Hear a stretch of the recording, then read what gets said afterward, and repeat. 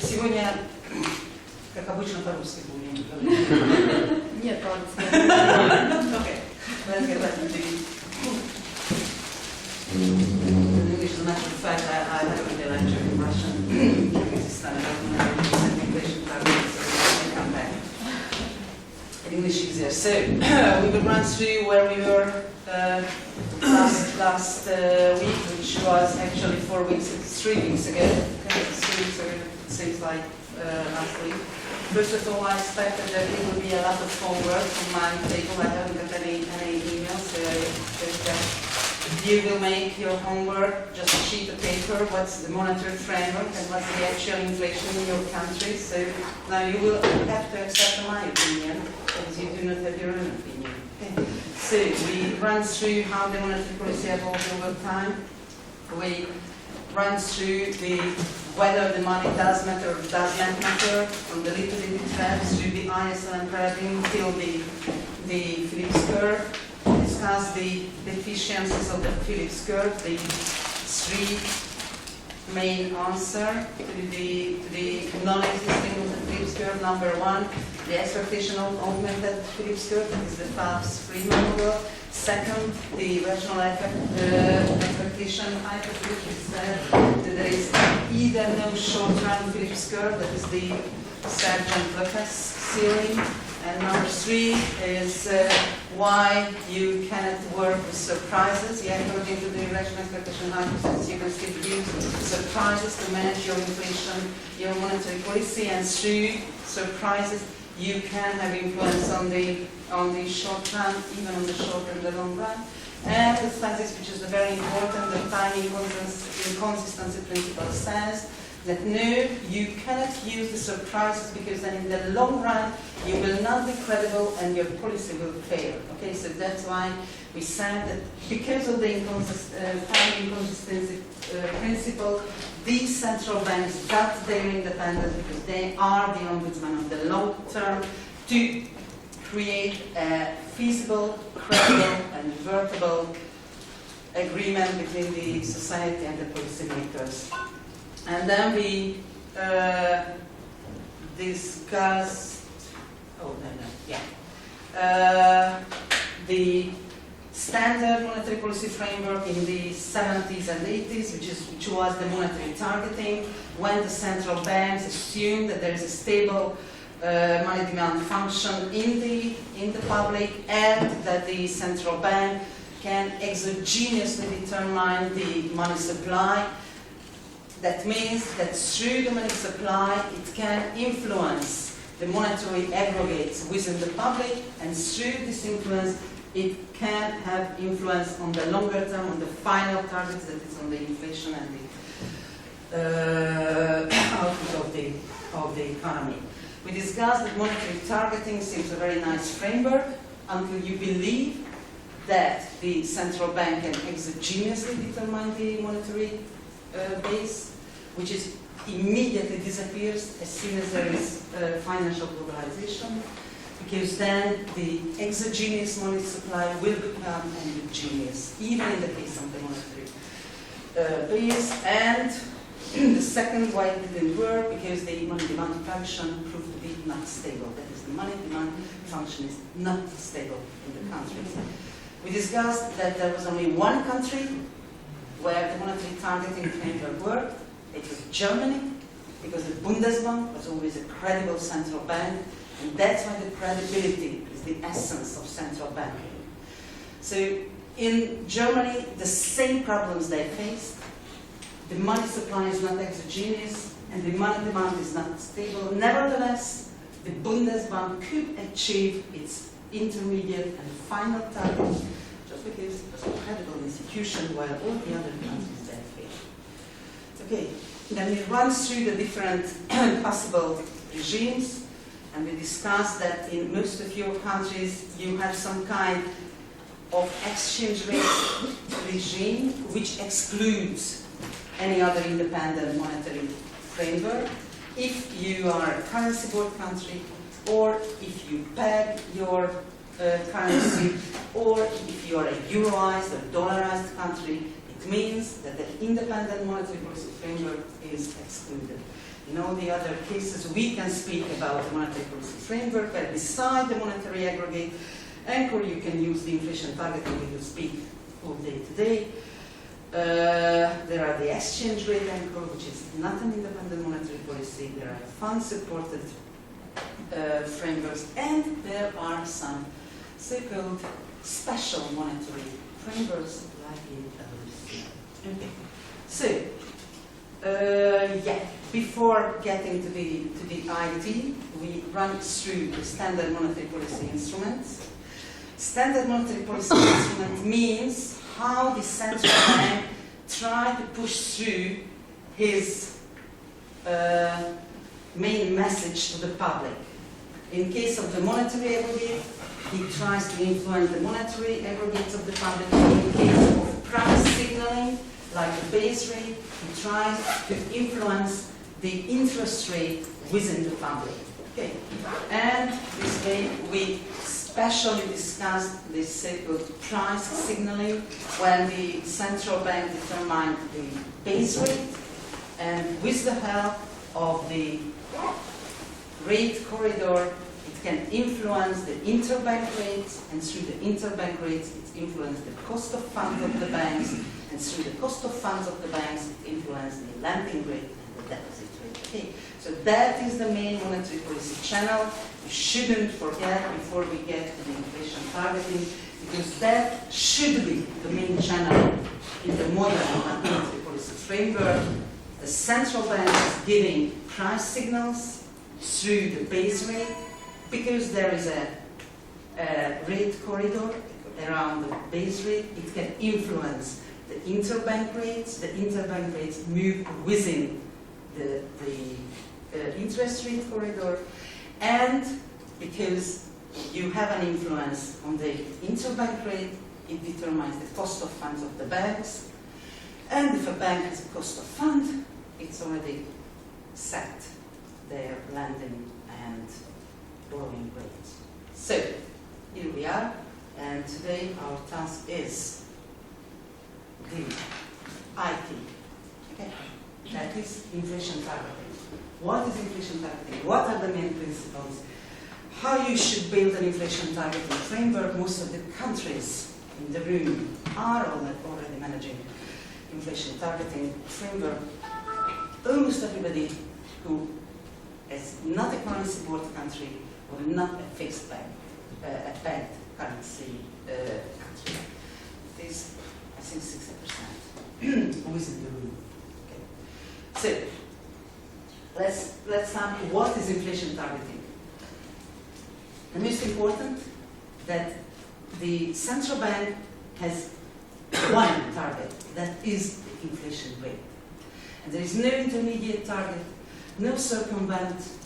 He simply shoots on the inflation with the predetermined inflation rate. And the main instrument in the hand of the central banks are the interest rates. So with the help of the interest rates, I have an influence on the behavior of the public, on the investment, and on the saving through these main channels. I have an influence on the output gap and on the inflation rate. What is very important, that inflation targeting is not a theoretical framework by origin. First, it was introduced in New Zealand at the end of the 80s. At the end of the 80s, the governor of New Zealand announced in a television interview that from now on, the target of the central bank is to achieve, I think it was 4% or 3% inflation rate within a 3-year time. The day of announcement, the surprise was as big as some 2 months ago when Mr. Draghi announced that the ECB will do anything to save the Eurozone, because with no digital beforehand. So it was a surprise for its own staff. That's how the inflation targeting was born. a governor made an announcement in the television. But, as a matter of fact, there were already all the elements of the inflation targeting, and that's why the academics could very easily adopt it in the main line of the academic work, and this simple announcement that our target to achieve is 4% inflation rate in a 3-year time, they immediately built in a monetary policy framework and academic thinking, and the most important people who took part in building the inflation targeting as an academic, well-based science are, as you can read, Bernanke, who later became the head of the central bank of the Fed, Mishkin, Professor Mishkin, who later became the deputy governor of the Fed, Stanley Fischer, who at that time was an independent scholar, then became the chief economist of the IMF, and actually is the governor of the Central Bank of Israel. Professor Haldane, who at that time was an independent scholar, now he's the deputy governor of the Bank of England. Stephen Cecchetti, he is actually the senior economist of the BIS. Professor Zuckerman, at that time serving at the Central Bank of Israel. Professor Svensson, he is the advisor of the Swedish Central Bank, and Professor Woodford, who is an independent scholar. He used to be an independent scholar. He is an independent scholar, and he has nothing to do with actual central banking. All the others served or actually are serving in central bank. Okay. So, what is important that you should understand what are the fundamental ideas which led to IT, and that's why we run through these different stages of monetary policy, because you should understand that why inflation is so important, why inflation is in the hand of the central banks, and why central banks should be independent to avoid the time inconsistency problem. Different countries have different priorities, is always the same. So, 5 crucial elements. You can find different readings and different textbooks on IT. Frederick Mishkin paper book from 2001. It's a working paper, and then it was evolved to a book. It's one of the best, because it puts together the main principles and gives an academic background. So all those who are interested in central banking, either from practical point of view, you would like to be central bankers, or from research point of view, you would like to analyze the actual central banking, you can use as a good background for the initial paper. Okay, 5 main principles. Target, medium-term numerical target, institutional commitment and independence, information inclusive strategy, and it's very important. It means that central banks use different models, use different data, and they put together it in a very transparent way, and they let it move to the public. And 5, increased accountability of the central bank. So these are the main principles we will run through. Let's start. Yeah. I just have a short question, and maybe this is backtracking a bit. When you talked about credibility, what would you say, based on practical experience, is more tantamount, more important in establishing credibility? Is it first the institutional performance, how good its forecasts are, or how the institutional framework is actually done, so how independent it is from the government? Perfect. I hope that then. So what is most important in establishing this credibility that you think is so important? No, I missed this. So it's a good question, because now I will stop and think about it. There are 2 kinds of credibility, and you're right. One is the so-called pre-result credibility, and the second is the post-result credibility. If you look at the pre-result credibility, it means that what is the organizational framework of the central bank, whether all the other principles are putting together, whether you can say that this central bank is really an inflation targeting central bank because it's transparent, it's independent, it's used a wide range of data, and it takes into consideration all the necessary principles, and in the announcement it is devoted to the inflation target that we go credibility in advance. And the post-result credibility, it means what are the achievements of the central bank. Of course, the two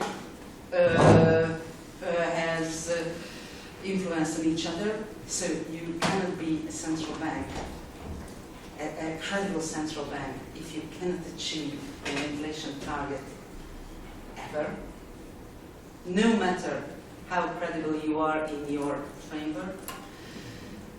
And if a central bank hits the target, it doesn't mean that it's a credible central bank. For example, Turkey, it's a very good example. I think we will speak about it later.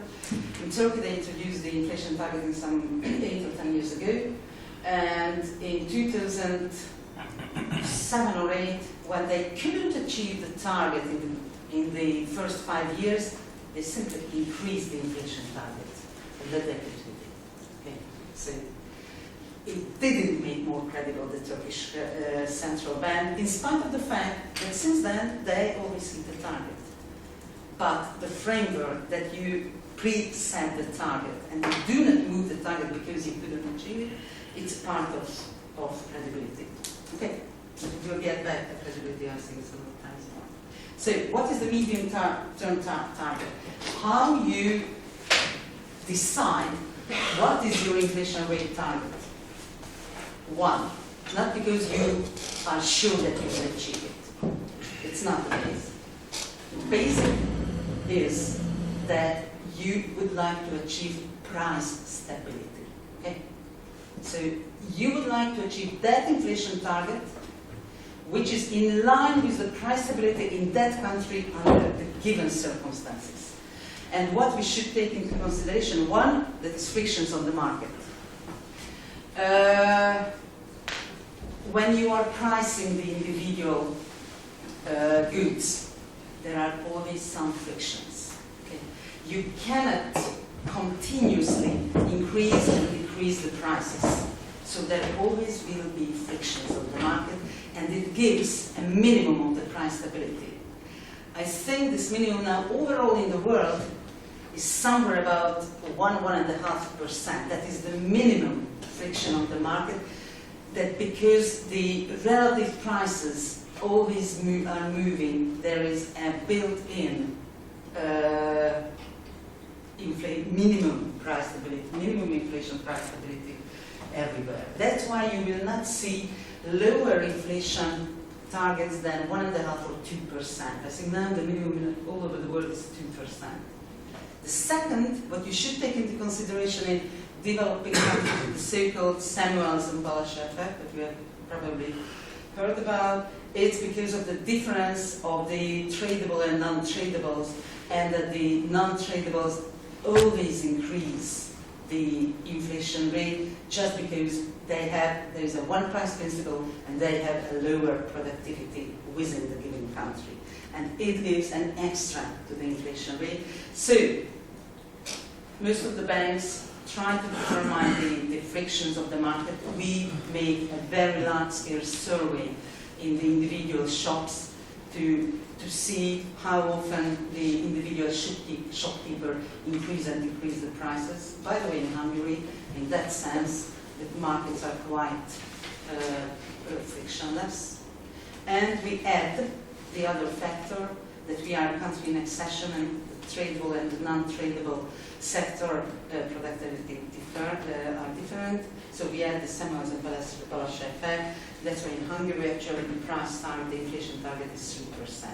From time to time, the central bank revise its target. For example, in Romania, last year, the central bank decreased its target to 2.5% because they said that now they see less frictions on the market and the price stability is in line with the 5.5% price inflation rate. And what is still very important, at the beginning, there is a graduality. So when you are living in a country with an above 10% inflation rate, it's impossible to achieve in 3 years' time 2% or the 3% price stability. It means that in the first years, you will use some steps, so either a band or changing targets. At the beginning, at the introduction, you can use changing target, but of course decreasing targets. In the mature phase, usually it's fixed for 3 or 5 years. You expect to achieve your inflation target in a 6-8 quarter period, and here is the Turkish example. Yeah. No, I just wanted to ask you about the inflation rate in Hungary, and you said it's 3%, right? Because it's very visible that prices are increasing week after week. I can see that. What's happening? We will have the Hungarian experience. Okay, why are we the, how it's called, the orvosi law, so the very good example that what you can spoil, you spoil. So we are the good example how you can destroy a good framework, unfortunately. And it's really my personal unsuccess as well, since in the past 6 years we were not very successful. That's why I know what you should do, you know, because I learned it. Yeah. So isn't it problem that maybe in general you can have this 3% inflation, but Yeah. the composition of it is very volatile, so maybe it's 3% because of, I don't know. Okay. No, that is really only empirical studies which were run several times. High inflation is volatile. Low inflation is much less volatile. If you read the inflation literature in the end of the 70s, the beginning of the 80s, around Lucas and Friedman, they ran hundreds of empirical studies about countries of different inflation rate. And the final conclusion was that the high volatility is in line with high inflation and low volatility is low inflation. Of course, since these countries, most of these countries were out of study, so maybe you should repeat it, and maybe it would be very interesting from a point of view if you can find an example where low inflation with high volatility. Normally what is found empirically all over the world that low inflation, low volatility. Okay. Central bank independence, transparency and credibility. Independence we discussed several times. What is, I always put it, politicians tend to discount the long run heavily. The central bank is the guardian of the long-term economic stability. So, modern central bank law. In most of the countries, I think almost in each country in this room, there is some element of independence of central bank in the central bank law. I think almost everybody has a central bank law. And in most of these laws it's stated that the central bank is independent from the government. Okay, so the independence doesn't mean that the central bank is independent from everything. No. For example, the central bank is influenced by the state of the economy. But the central bank should be independent from politicians, it means from the government. The government has no right to influence the central bank in its decision making. Okay. The primary objective of an independent central bank is encourage inflation expectations. What is very important, subordinated to this objective is stabilizing growth. Do not forget that the main assumption behind inflation targeting, that if I can stabilize the price, if I can stabilize the price dynamics, I do it through stabilizing the output gap. It means that indirectly I stabilize the whole economy. That's why we, inflation targeters, say that stabilizing growth can be only subordinated to the primary objective. It's nowadays a very big debate all over the world. In several countries, there is a double target to increase growth and to stabilize prices. there is always a conflict. Even in the United States, where the Fed had a double target, decrease unemployment and stabilizing and decrease inflation. Just during the crisis, they modified it, and now they have a primary price stabilizing target. Isn't the ECB also moving in that direction? The ECB is an inflation targeter. They had a second leg, which was a monetary aggregate. So they kept something from the old monetary aggregate targeting times because of the German influence. So the German will grow up in monetary targeting, and that's why when the monetary framework with ECB was put together, it was mainly an inflation targeter, nothing to do with stabilizing output or decreasing unemployment or anything like that is in the ECB decree. But they had a second leg that they should follow the development of the monetary aggregates, and it's clear German influence. It was because of Otmar Hissing, who was a very famous German central banker and was at the birth of the ECB. Okay, ECB is a clean inflation target. We were thought that the Stability and Growth Pact was originally only Stability Pact, but there was a French influence adding the growth. Oh, wait a minute. The Stability and Growth Pact It's is the yeah. EU Yes, and not I the know. ECB. It's a big difference. The governments are really responsible for growth. Who the hell would be responsible for growth if not the government? So the governments are responsible for growth. I'm responsible for prices. And I think the distribution of labor from ages is the best way of running a country. So that's what we say. Okay, we look at the state of the economy, and of course there is always a kind of trade-off between stabilizing growth and stabilizing prices. But my primary objective, until in Hungary the actual inflation is above 6%, to stabilize prices. Yeah, but independence of central banks are a trick thing. So we are independent, but until the Monetary Policy Council is nominated by the government, the independence a little bit spurred. Okay. So there is always conflict. Maastricht. Primary objective of central banks is to maintain price stability.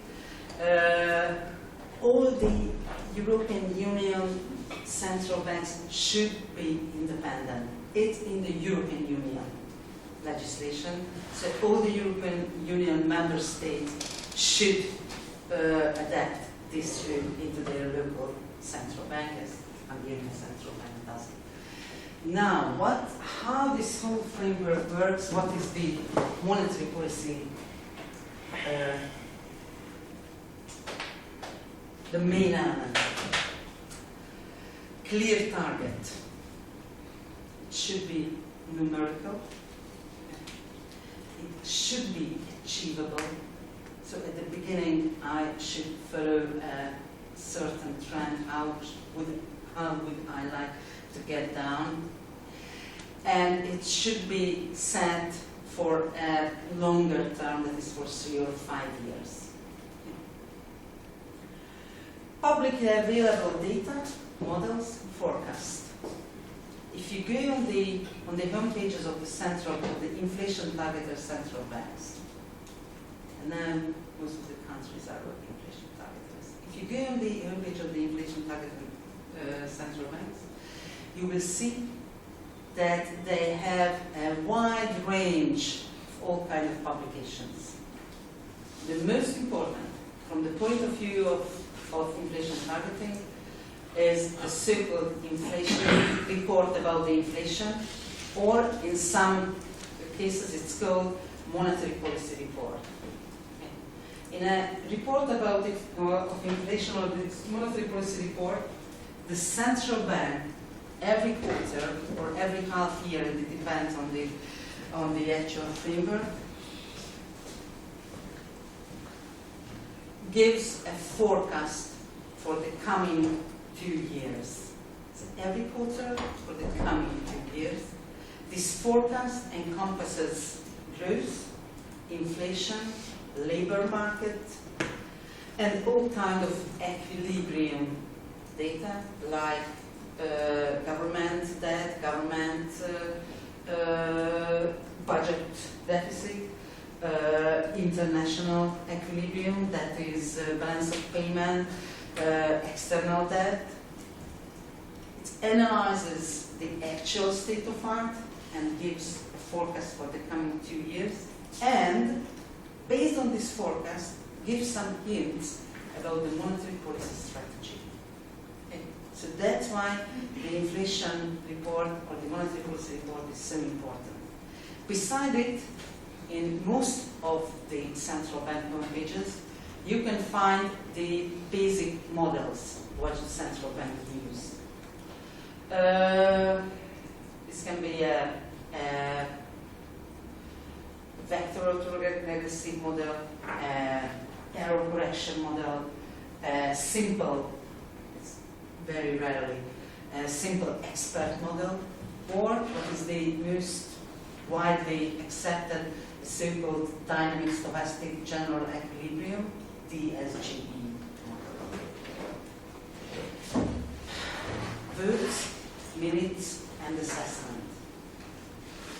The decisions on monetary policy is taken by the Monetary Policy Council. We will speak about the Monetary Policy Council. The Monetary Policy Council meetings are more or less public. It means that either a detailed minute or a short minute should be prepared about the meetings of the Monetary Policy Council. You should give the information to the public what were the main reasons behind the decision of the Monetary Policy Council. Okay? So that's why it's so important that what are the ratios of the votes. In most Monetary Policy Council are working on individual basis. Individual basis means that you shouldn't achieve a compromise. The votes can be very different, 6-1, 4-3, 10-3, depends on the members of the Monetary Policy Council. And in most of the countries, it is an element of publicity, it's an element of transparency that you can follow the individual decisions of the individual members. Not necessarily. For example, in several cases, after the introduction of the inflation targeting, they only announce the shares of the votes and not the individual votes. After a certain time, all the individual members you can find all the individual members' history on the homepage of the central bank. Minutes are really very important. This can be detailed, that is where you can see the opinion of the individual members, whereas short minutes, which only summarizes the main standpoints but do not explain individually. And assessment of the Monetary Policy Council is vital of the point of view of conducting monetary policy, inflation targeting, because you should react on the actual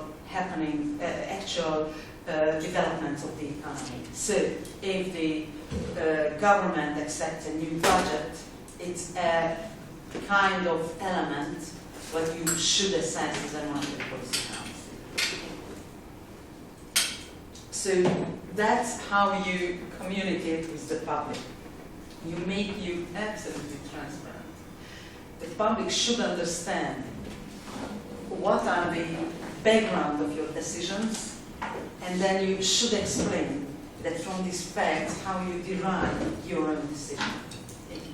If you put together these elements, a clear target, which is public, the background of the decision, that is the facts, the statistics, the models, and all the assessments, votes, and minutes, should give a straightforward monetary strategy. So the public should understand the strategy of the Monetary Policy Council, because that's the way it will react on it. And it adds up to the credibility. If all these elements are together, then we can say that this Monetary Policy Council is credible in forming the monetary policy. Then we can see what are the results, and maybe the results are not in line with these so nice pre-conditions, and then of course the credibility is threatened. So, Monetary Policy Council. Does anybody remember the film? 12 Angry Men? Hmm? Isn't it 12 Angry Men? Perfect. So that is the old film, the 12 Angry Men. Do you remember the story? There was some case, and then people just voted. Yeah. But there was one man who said, "But wait, there is." So guilty or not guilty? Yeah, That was guilty or the not problem. guilty. Yeah? And there was one man who said, "Of course, I know that all of you want to go home and to do whatever you want to do, but we're talking about the future of the person, about his life. Let's have a talk." That is. So the only man, it was Henry Fonda, who voted for he is not guilty, and there was 11 votes for he is guilty. And the film, which lasts for 2.5 hours, at the end, all the 12 says that, okay, he is not guilty. What is the difference between the monetary policy, between most of the monetary policy councils and this film? That, as I said, we should not necessarily achieve a compromise. But what is the similarity in all cases, that the debate lasts for 2.5 hours, as in the film. So, I had still one more similarity between the film and the Hungarian Monetary Policy Council. When I entered the central bank, we had 12 Monetary Policy Council members, which is quite unusual in normal countries. Normally there are 5, maximum 11 members, but because of hurting the independence of this central bank, as it happened under all the governments in Hungary. So in that sense, all the governments are similar. In Hungary, they always hurted this or other way the monetary policy, monetary independence of the central bank.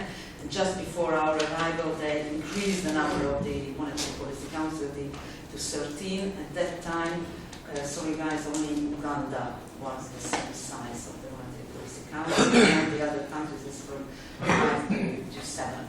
So we meet almost every week, so sometimes twice a week. But what are the most important meetings? These are the so-called rate decision-making meetings. And it's 10 or 14 times a year. That's normal. In Sweden, there are only 10. It means that not every month. In Hungary, to make it simple, we have 12, the last Tuesday of every month. December will be an exception. Do you know why? Why December will be an exception this year? This year? This year? The December rate-setting meeting will be not on the last Tuesday of the year. Yeah. So this time it will be one Tuesday before. Okay. So because of Christmas, this time on the last Tuesday. Normally the last Tuesday of the month, that is the rate-setting meeting, and it has its ceremony. Okay. So it starts with a discussion. The staff prepare all the materials. The staff presents the actual state of art of the economy.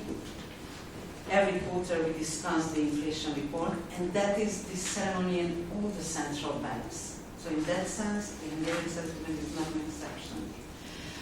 After listening the staff, after discussing all the available information, there is a long-lasting discussion about the actual decision.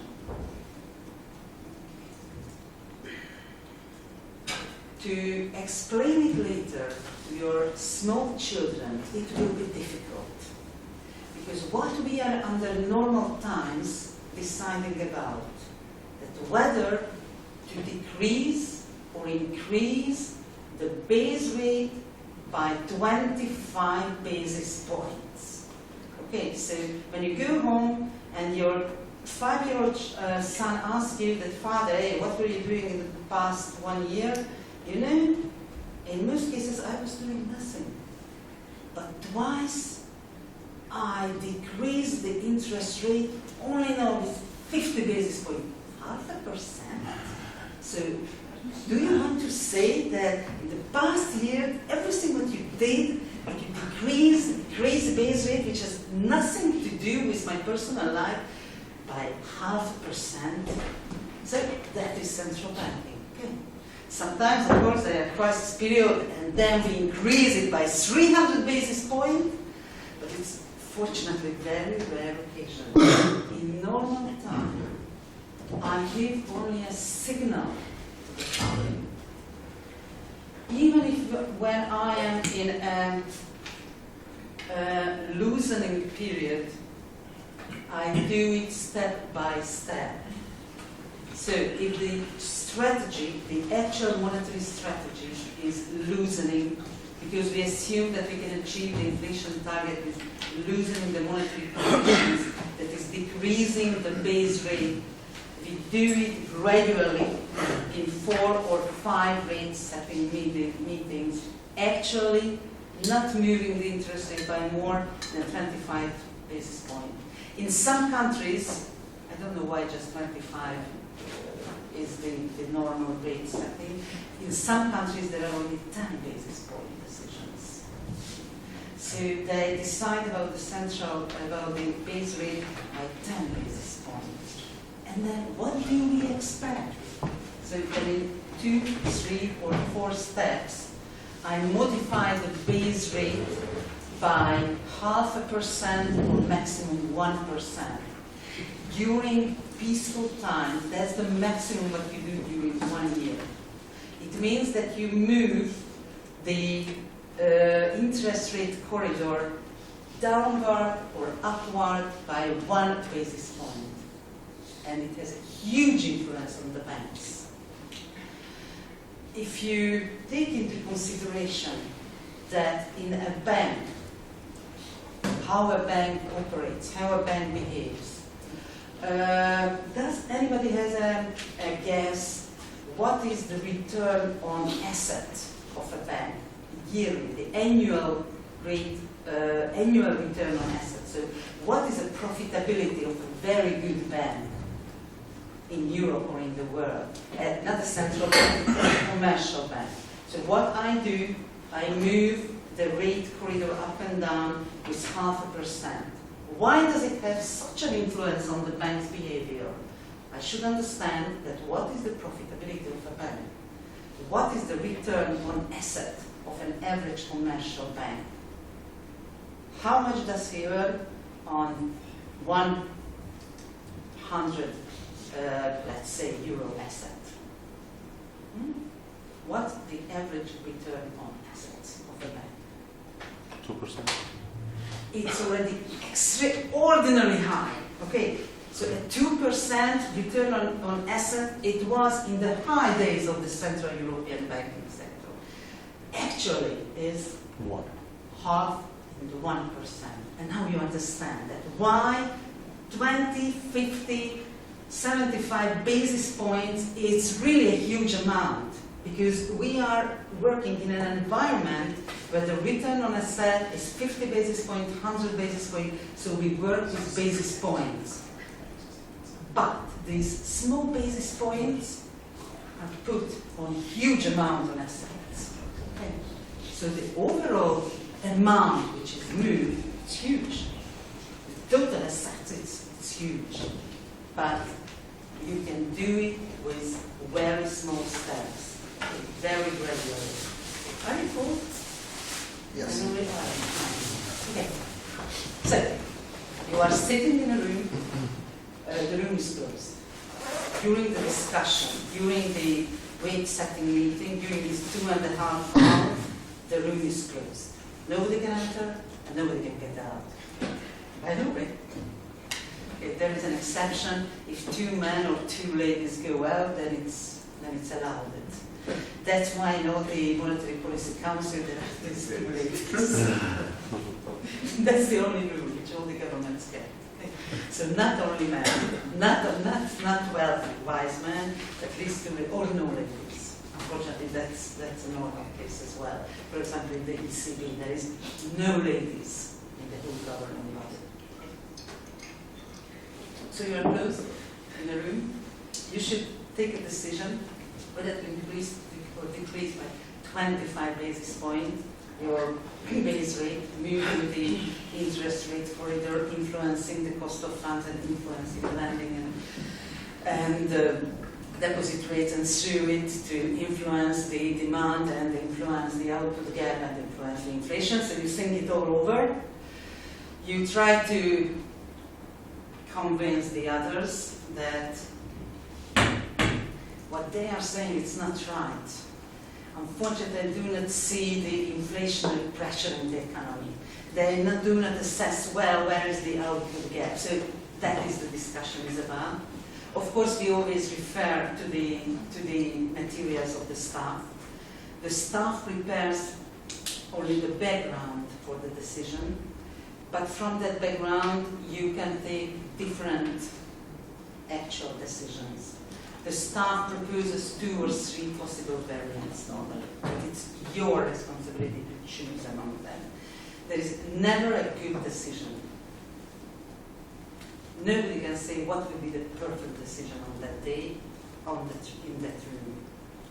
Especially because you have an influence on 6-8 quarters beforehand.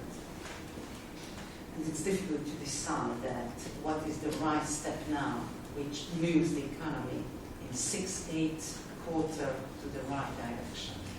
So that's why all these nice gentlemen whom we quoted earlier, these academicians who later worked in central banks, they are all writing articles after their academic life while they are in the central banks. Central banking is rather an art than a science. So sure, you should feel. And you should be convinced that you are right, but you know that nobody is fully right. Okay? So we discuss possible outcomes of the vote. There is the vote. It can be very narrow, or sometimes it happened very often, by the way, in the past 6 years. It's unanimous. Why not? And then we discuss the press release. If you go on the homepage of any central bank, which is inflation targeter, do not forget immediately to read the press release of the last rate setting meeting of the Monetary Policy Council. Every word does matter. It happened to us some 2 years ago that we replaced our earlier translator. Of course, the Monetary Policy Council press release should be published in Hungarian and in English, in the local language and in English. And when we replaced the translator, after the next meeting, all the investors started to analyze why the wording of the press release changed. He changed only 3 words, but we got back, oh God, what the central bank was thinking about, that they replaced the low productivity to, I don't know what term, which was very close to it, and it means that the overall monetary policy strategy will be different in the coming, so be careful. Every word matters. And if you replace from one month to another a paragraph or a word, it should be in line either with your inflation report or with your previous assessment or your previous interviews. Otherwise, the public will not understand you. And it means that the influence what the central bank has on the public is not only through the inflation rate, not only through the interest rate, but through forming the expectations. And it's very important. Okay, so when you make your press release, you influence the expectations of the public. Of course, not these guys in the shops, but the analysts, the investors, and through their behavior, the whole public. So I take a decision not only about the interest rate, but about in which way I would like to influence my public. Then the governor takes a press conference, and then there is the publication of the minutes. That's all. Yeah. Is there some kind of alliances within the Monetary Policy Council? Because you will, after some time, you will know the others, and maybe share You're some. right. The question is good. It depends on. So, the composition of the Monetary Policy Councils are very, very different all over the world. In most of the laws, they try to establish such a legal framework that the composition of the Monetary Policy Council could not be heavily influenced by the government. In some cases, it's unavoidable, and the government has a very, very great influence on the composition of the Monetary Policy Council. Even in that case, if the government takes seriously that the members of the Monetary Policy Council should be outstanding scholars or economic politicians on their field, then the individual members will be independent. And in that case, there are no final coalitions. Sometimes I make a coalition with Peter, in some cases with George. It depends on how I feel, what's their future decision will be. But during for example, in my case, during the first 4 years of our operation, I personally, in that sense, was member of different coalitions, because sometimes I felt much closer the thinking of Peter, sometimes the thinking of András. Okay. So that it's only your individual professional knowledge will decide that with whom you are close or not. Sometimes it happens that there is a kind of coalition. It's never open. We are individually members of the Monetary Policy Council. When you follow the voting of the Monetary Policy Council, and if you realize that every time some people get together, then you can have the possibility may arise that there is some kind of coalition. So, how it works. We determine the base rate, we move the rate corridor to influence the interbank rate, and it influences lending deposit taking rate. That's the main mechanism. How it influences the whole economy. One, that is the interest rate channel that we repeated several times. Second, there is the asset price channel, and it's quite new. So what economists realize that during these times when you are focusing on the inflation and you feel that there can be a loosening in the economy, some asset prices which are not included in the inflation rate can signal the accumulated imbalances in the economy. That's what happened before the crisis, when a famous asset price, which price, was increasing and nobody paid enough attention to it. How? Exactly. So when we are speaking about asset prices, we are speaking the share prices, the real estate prices, etc.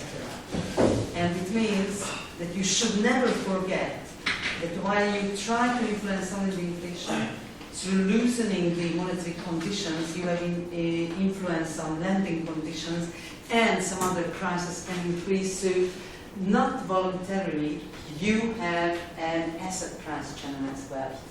Exchange rate channel, especially in small open economies. So in small open, not yet Eurozone member economies or not dollar zone members economies or not in currency world countries, in small open economies, the exchange rate channel is of vital importance because under normal circumstances, when you increase your base rate, it means that the demand for your currency will increase, and it means that you evaluate your currency. When you decrease the base rate, it means that the supply of your local currency will increase, and there is a depreciation in the currency. And depreciation and appreciation of the currency clearly influence the inflation through the improved prices. Credit channel.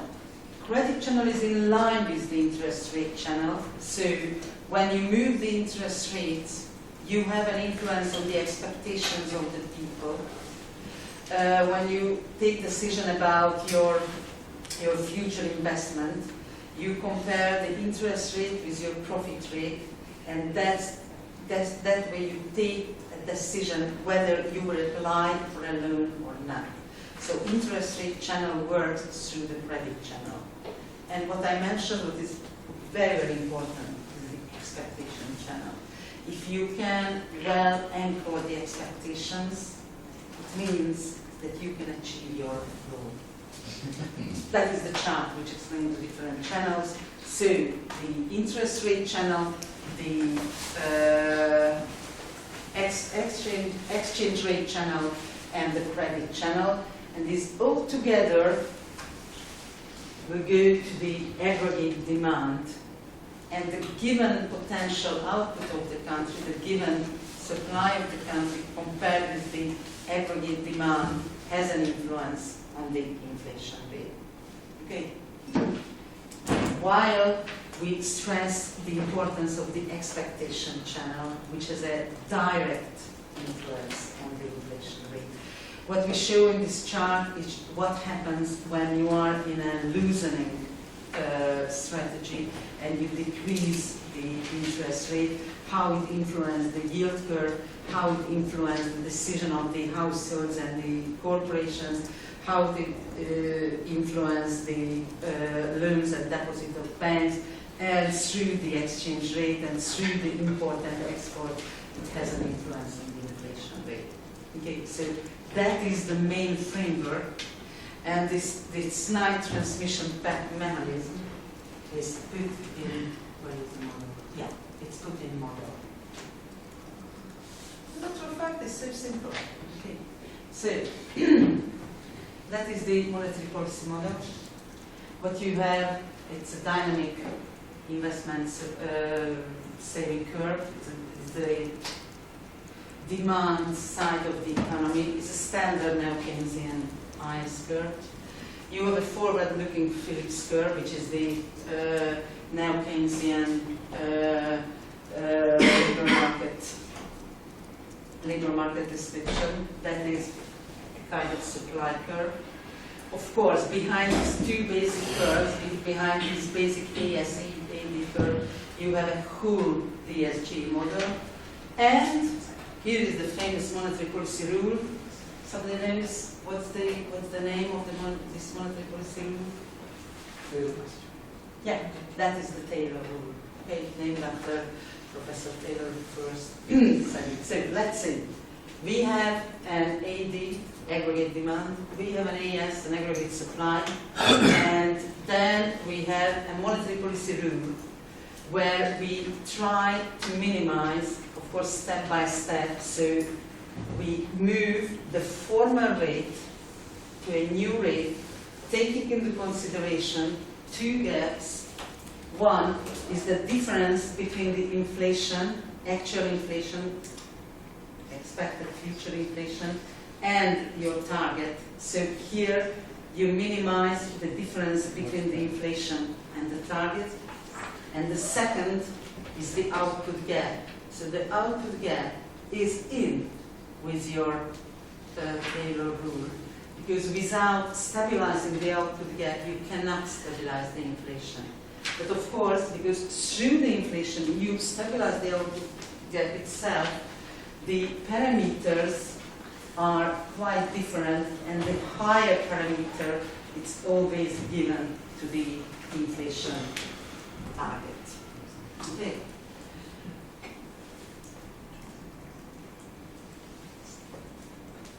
You cannot make two big steps. That's why there is a quite significant coefficient of the previous interest rate.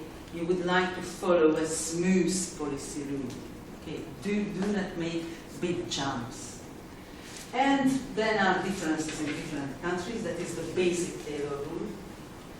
Until in the US, they were still a double mandate.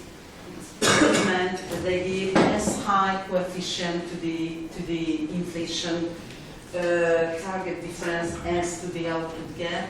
Now in all the countries, this second coefficient is very smaller, and the coefficient of the difference between the actual inflation and the target is larger. Okay, so that's how it works.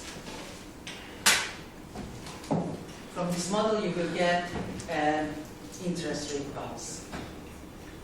Then, what the monetary policy will do? You have the interest rate part. It's never fixed. Okay, it's stochastic. So there is a band around this class where you still have the competence to take your decisions. What is surprising when you have interest rate path, which is not published, by the way, and when the Monetary Policy Council is taking decisions not in line with this path, it's very difficult to explain because the public can replicate it. Okay, I give all the data, I give all the models. The public can replicate the interest rate path and is surprised when the decision is not in line with it. Wasn't the inflation rate missing there? Sorry? Wasn't the inflation rate missing in the formula? Is there the real interest rate? Is the inflation. Yeah, but with the inflation gap, but also there shouldn't be the inflation item. No, because you have your target. You would like to get close to your target. Okay, that's why the difference between the future inflation and the target should be minimized. So it's a kind of minimizing the difference between the target and the actual inflation and minimizing the output gap. So this is for the real inflation.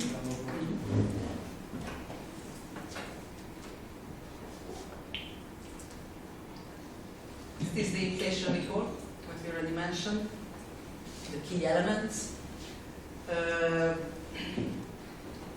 Do not forget that within the inflation report there are two types of uncertainty. What is inside the model? Of course, all the models are stochastic, so there is a symmetric confidence interval. So when we make that you can find on the homepage of all the central banks. Inflation targeted central banks. It's actually Hungarian inflation target is said inflation sales. You will find it's our latest. It's from our latest inflation report. The new will be appeared in December. It's from September 1. And that's what our colleague already left said, that actually we have a 6% inflation rate, and we would like to achieve the 3%, which means that we would like to bring down the inflation rate to 3% in a 6-8 quarter period. And of course, since we give a rate pass, it will be achieved. Besides the inflation, we determine the GDP as well.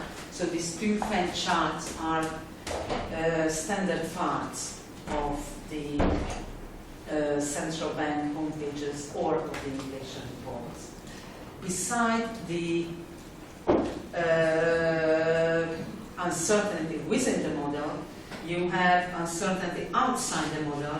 That means there are alternative scenarios where the Monetary Policy Council can design some so-called risk-based paths what are the main risks, what he considered as most important. So, for example, if they can achieve that the output gap is wider, and actually it means that you can achieve earlier your inflation targets, or you can assume, as we did, that the inflationary expectations are increasing, and it means that you suppose a higher inflation rate rise.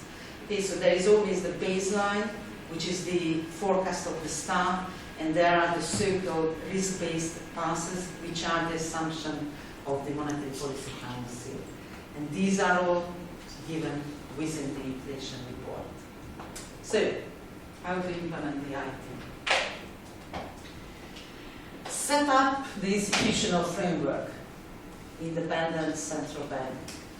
Define your price stability in numerical terms. I mean, give one certain inflation rate you would like to achieve. Ensure that human resources for modeling and forecasting are on board. It seems very simple, but very important. During the experiences of the different central banks, they made experience with different models, and until they find the best fitting models, it takes time. You need some resource to do it. Set up decision-making procedures and schedules. You should decide whether committee-based or single-person-based MPC you prefer. Consensual, as I said, there are some consensual MPCs, or individualistic decision-making is your main objective. And you should decide how often you would like to take a decision about the base rate. Convene regularly to choose an interest rate path that ensures the fulfillment of your inflation target or the reasonable time horizon. That should be some 6, 8 quarter and not more. And without causing, and it's important, without causing unnecessary fluctuations in economic activity, that you should not forget about stabilizing the output gap. The task of the central bank is not to increase the growth rate, but to stabilizing the economy, through stabilizing the output gap and achieve the flexibility is the target of the central banks. Repeating the 5 main elements of these things. Now, let's see some good and bad examples. New Zealand. There was the announcement, and it means it was 2%, and they achieved it very rapidly, and they could keep the inflation around the target. So it's a real success story. Canada, the other success story. They could bring down the inflation already before introducing the inflation targeting, because they introduced the inflation targeting in '91. And after introducing inflation targeting, when the target was 2%, they could bring down the inflation around 2%, that they could keep it around the target. Does anybody know what is the acknowledgement of the success of the Canadian Central Bank? Just quickly. I think the central banker, the governor is hired by the Central Bank of England. Right, just the day before yesterday. So, you see, a successful inflation targeter, and then you can become the governor of Bank of England. It was an open competition. We did not apply for it since our history is not as successful as theirs. Okay, so do not forget successful IT. Mexico.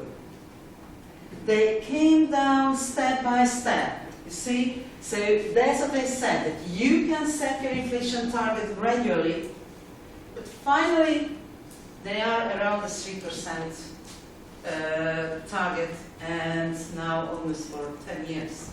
So it's especially for small local economies and developing countries. Hungary. So, what we say, we made a success. Here was the introduction of inflation targeting. And before the introduction, the average inflation was much above 10%. So we could bring down the average inflation from 18% to 5% on average. That's the success side of the story.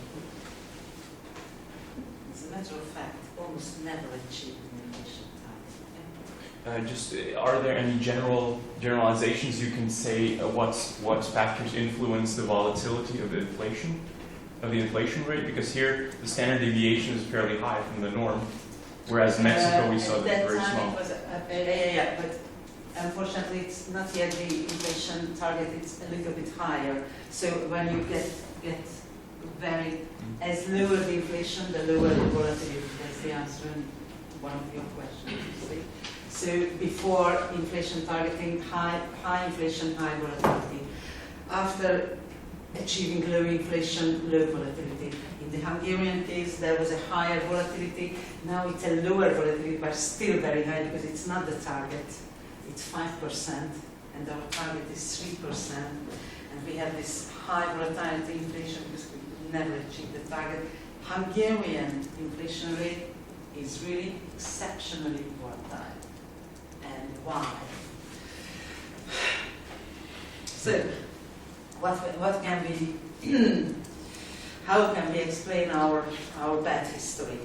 What happened? Once, twice, 3 times we could achieve for 1 quarter the target. So never more. Just hit it and wrote it down. Some explanations, but we are still trying to find the good explanation. At the beginning, it seemed to be very nice. Okay, so from 2001 to 2003, we could come down without big problem, and it seemed to me that it will be a success story. Number 1, we introduced the IT with an exchange rate band. There was a wide band, but nevertheless a band for the exchange rate. And in 2003, the exchange rate was very close to the strong end of the exchange rate band and never moved from there. It means that no matter how much you increase your base rate, it has no influence on the exchange rate. It cannot be stronger because there is the upper end of the band.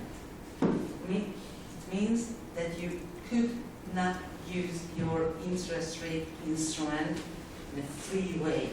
If you compare the Hungarian story with the Slovakian, Czech, the Polish story, the exchange rate volatility was much higher in those countries. In Hungary, the exchange rate volatility from 2003 was 0 till the crisis, because the exchange rate was at the stronger end of the exchange rate band, and the monetary policy lost a very important channel, the exchange rate channel. The second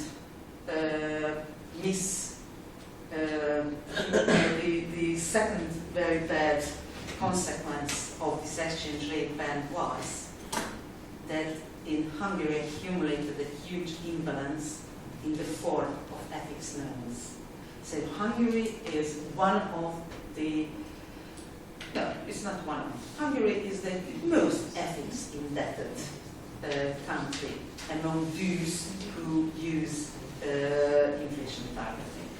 Just because this wide exchange rate ban, never try it with any kind of pegging your exchange rate. Third, it's not only for Hungary, for all the other countries, but in our case it was quite tragical. As we said, what is very important in determining the monetary policy rule is the output gap. How to measure the output gap? It is the difference between the potential output, J star, and the actual output. The actual output you can still measure some way. But where is the potential output?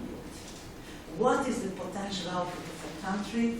It's a question not so easy to answer. You base your answer on the production function. You take a Cobb-Douglas production function, and then you should somehow measure the labor, okay, and somehow measure the capital. To measure the capital is one of the most problematic thing in the world. What's more, you should decide that where is the total factor productivity. Not so easy, okay? Do not use the production function. Simply use some Hodrick-Prescott trend determining the potential output. The measurement error sometimes will be higher than the potential output restraint. So, measuring the output gap is one of the major issues in inflation targeting countries. The OECD 2 years ago published their study about the measured output gap in the countries, and they later realized that backwardly measured output gap. In most of the cases, countries couldn't even guess whether it will be positive or negative. So even the sign of the output gap is difficult to forecast. In the Hungarian case, between 2004 and 2008, we simply mismeasured the output gap. We assumed that it's close to zero, and it was huge positive. That is, it was a huge inflationary pressure within the economic in this period. And it's again, it's not a Hungarian specialty. Okay? The exchange rate ban is a Hungarian specialty. Mismeasuring the output gap, not a Hungarian specialty.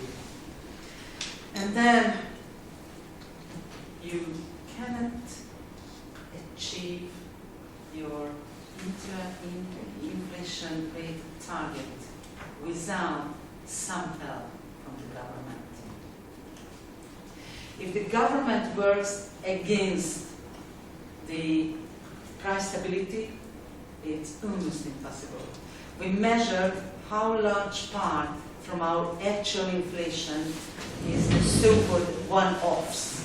What we call a one-off. A one-off when the government increases the value-added taxes.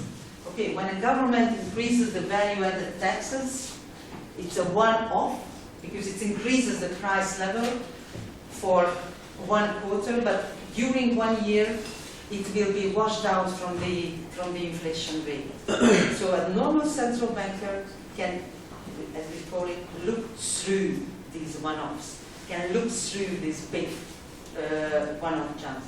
But then if there is every year or every second year a one-off, it means that you cannot look through it, and it means that you cannot achieve your inflation target. So that's why I thought that Hungary it's really a great country where it's at. Okay? Hungary is really a great country because it made all the mistakes that you could do. No support from the government, and not fixed by exchange rate with a ban, mismeasuring of the output gap. That's the reason. Just 2 weeks ago, I was talking with the governor of the Central Bank of Albania, which you cannot say that they're a very developed country. You cannot say that Albania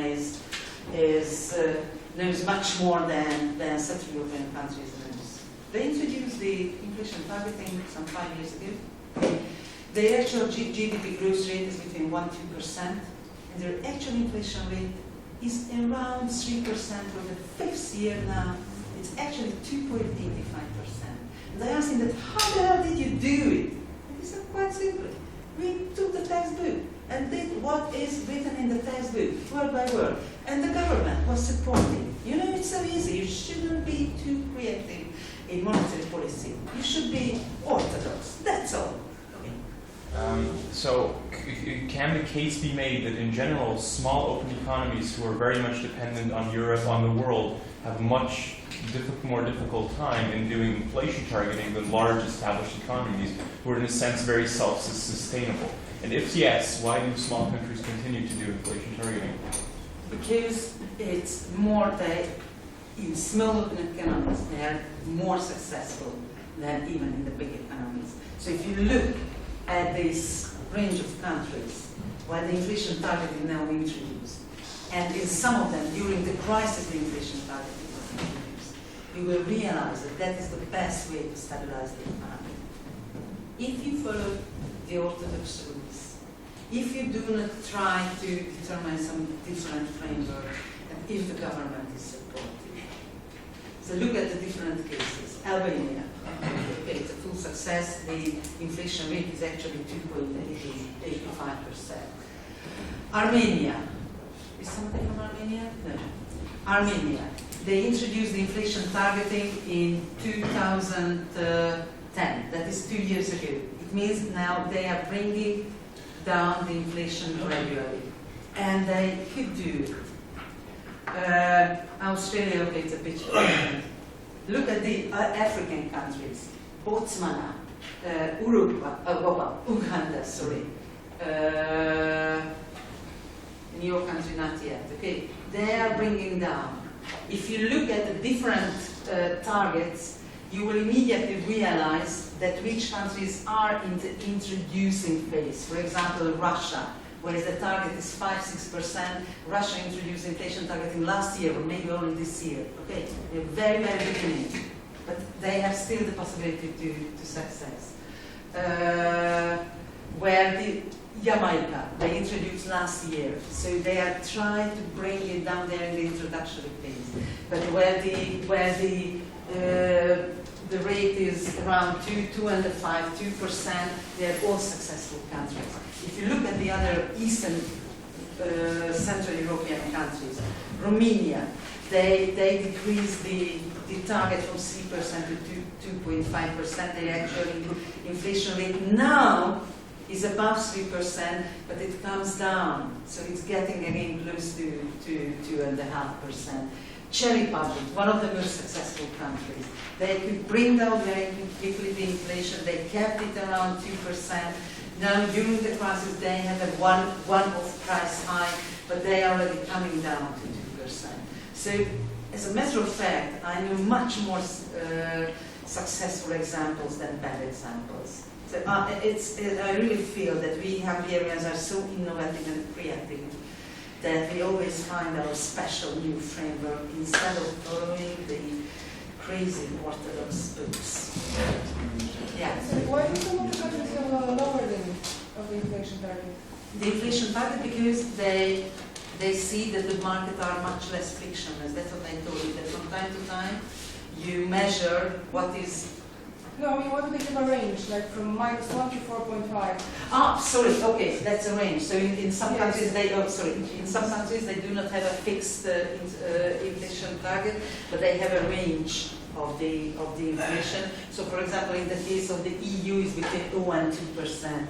In the case of Indonesia, it's 4.5% plus minus 1%. So you can target a band according to the orthodox inflation targeters. They say that you should fix one number and do not use a range. But for example, in the EU, they use a range. Okay.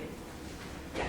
I just read a paper about the possibility of introducing a positive inflation target in Kyrgyzstan, and the authors conclude that it's premature to do it because the central bank doesn't have credibility, the financial sector is weak, and the country is open to a lot of external shocks.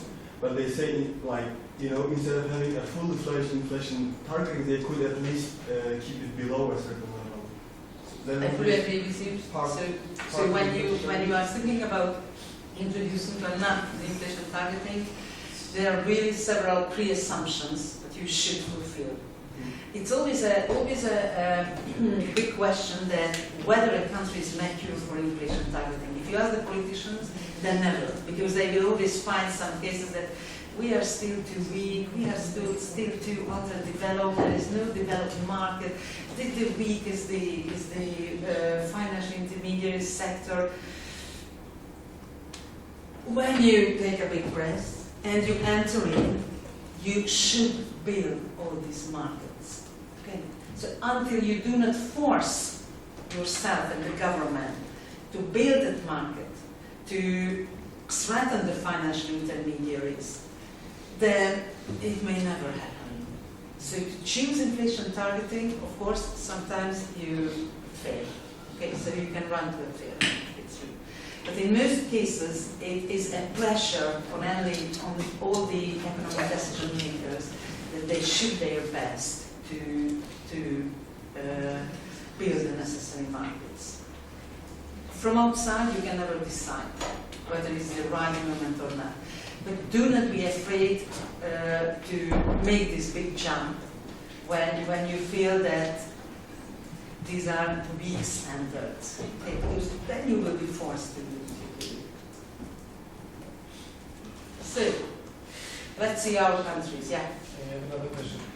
Do you know when and why Switzerland started to do inflation targeting? Because they were even, as far as I know, more successful than Germany with their monetary targeting. No, as a matter of fact, they were not successful with their monetary targeting.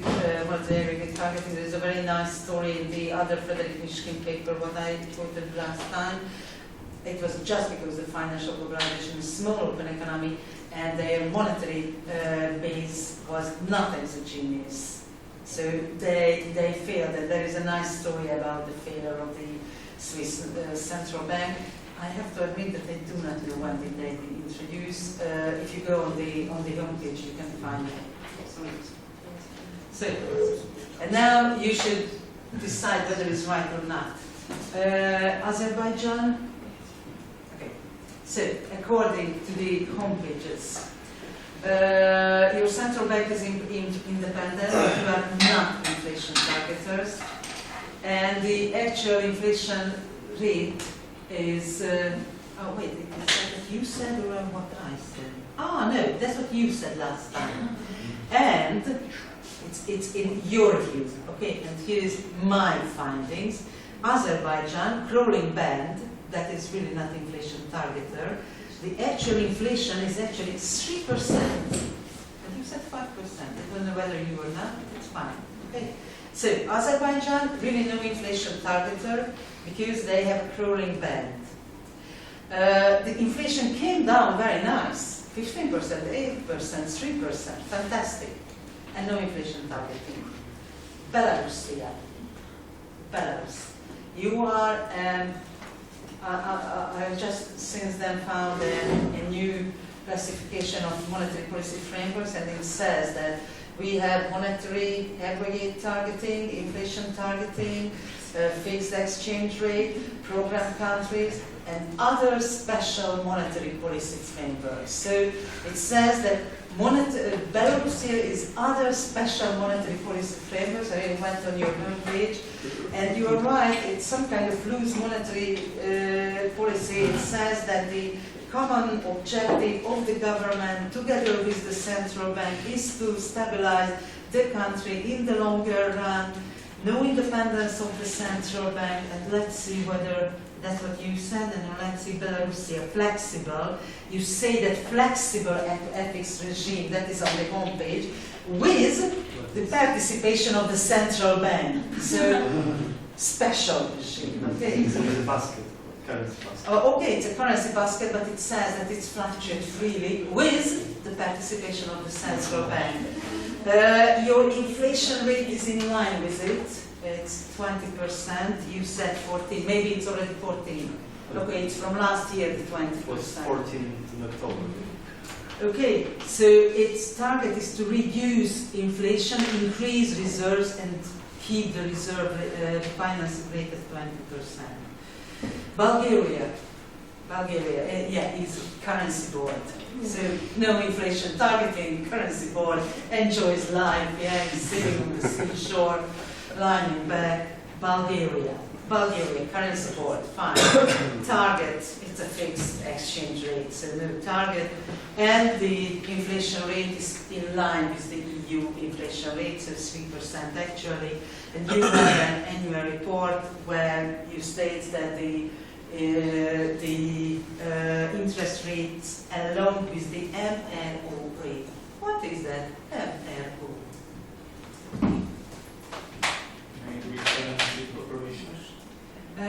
Of who? Who applies the MRO? ECB. So the MRO is the base rate of the ECB. is the, I always forget what is the abbreviation of the MRU, that is the tender what they keep regularly, and it means that your interest rate is in line with the base rate of the ECB. Okay, so it's fine. China. You said that inflation targeting, but fixed FX. Okay, it's not in line. Until you have fixed FX, you cannot use inflation targeting. Of course, you would like to decrease the inflation rate, but so far it's only a party decree and not an inflation rate target. It's quite a difference. Okay. So actually what you have, fixed FX rate what you have. After the party congress still you have this, with 1% band. It means that you have no target. Your actual inflation is really low. So what is nice that 2-3 years ago it was about 9%, now it's 3.3%, congratulations, but it's still not inflation targeting. You are a special economy with special rules, I have to tell you. I was taking part in Nanjing, okay, at the FSB, the G20 meeting. Okay. And at that time, they simply discussed whether the yuan, the Chinese currency, should be included in the IMF basket or not. And the treasurer of the US, Timothy Geithner, said that until China has some capital controls and fixed FX rate, I will never let the renminbi to be included to any basket. And then your prime minister stood up and said, China is actually the biggest economy in the world. Our growth rate is 10%, and we will decide when we would like to be a member of the... Yeah. Okay. I will not criticize your monetary policy.